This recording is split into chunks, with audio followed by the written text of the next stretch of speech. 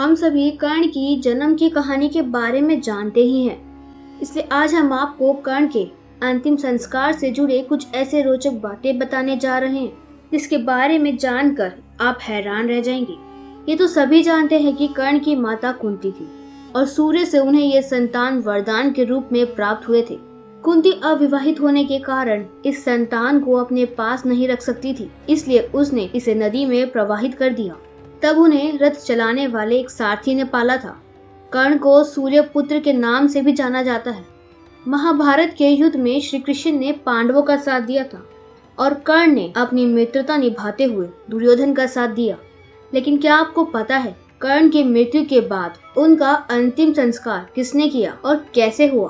तो चलिए आज हम इस वीडियो में यही जानेंगे। बने रहे वीडियो के अंत तक। महाभारत में दानवीर कर्ण एक ऐसा पात्र है जिनके जन्म के साथ ही अन्याय होना शुरू हो गया था।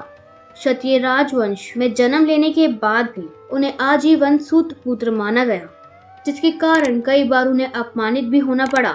वहीं कर्ण की मृत्यु के बाद कुंती ने पांडव पुत्रों को अपने जीवन का सबसे बड़ा रहस्य बताया कि कर्ण उनकी पहली संतान थी, जिसे सुनकर पांडवों में सबसे बड़े भाई यानी युधिष्ठिर को जीवन में पहली बार अपनी माता पर क्रोध आया, जिन्होंने इतने वर्षों तक ये राज छुपा कर रखा था। पांचों भाइयों को जब ये पता चला कि सूर्य पुत्र कर्ण उनके बड़े भाई थे, तो सभी भाई की मृत्यु का शोक मनाने लगे। युधिष्ठिर भृत हत्या के अपराध बोध के कारण शोक में डूबे हुए थे। उन्होंने कर्ण के अंतिम संस्कार करने की इच्छा व्यक्त की। उन्होंने कहा कि कर्ण के अनुज होने के नाते उनका अधिकार और कर्तव्य है कि वो कर्ण को अंतिम विदाई दे। लेकिन दूसरी तरफ कर्ण के घनिष्ठ मित्र दुर्योधन ने कर्ण के पार्थिव शरीर पर अपना अधिकार जताते हुए कहा कि उन्होंने जीवन के हर पड़ाव पर कर्ण का साथ दिया है। दुर्योधन ने सदा ही दानवीर कर्ण के पराक्रम पर विश्वास किया है। इस कारण उनका अधिकार है कि वो अपने अंगराज कर्ण का अंतिम संस्कार स्वयं अपने हाथों से करे। कर्ण के अंतिम संस्कार के विषय में श्री कृष्ण, युधिष्ठिर और दुर्योधन दोनों का तर्क सुन रहे थे। समस्त जाति को मार्ग दिखाने वाले श्री कृष्ण ने मध्यस्थता निभाते हुए पांडव पुत्रों से कहते हुए कहा कि दुर्योधन ने हमेशा श्री कृष्ण का साथ निभाया है। मान सम्मान और विश्वास के साथ कर्ण को अपना मानकर एक योद्धा होने के नाते कर्ण को हर एक अधिकार दुर्योधन द्वारा दिए गए हैं, जबकि कुंती या पांडवों ने कर्ण को एक योद्धा के रूप में भी कभी सम्मान नहीं दिया। श्री कृष्ण ने सत्य का ज्ञान देते हुए कहा कि किसी भी कारण से छोड़ने वाले से बड़ा हमेशा स्वीकार करने वाला होता है, जो हमारे सभी अच्छे बुरे रहस्य जानकर भी हमें अपनाता है।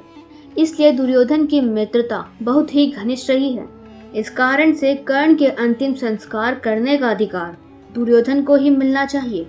इस प्रकार श्री कृष्ण की बात स्वीकार करते हुए दुर्योधन ने कर्ण का अंतिम संस्कार किया। साथ ही दोस्तों, कर्ण की मृत्यु के बाद उसका अंतिम संस्कार भूमि पर नहीं किया गया था। कर्ण ने श्री कृष्ण से वरदान मांगा था कि मृत्यु के पश्चात मेरे देह का ऐसे स्थान पर अंतिम संस्कार किया जाए जहाँ कोई पाप ना हुआ हो।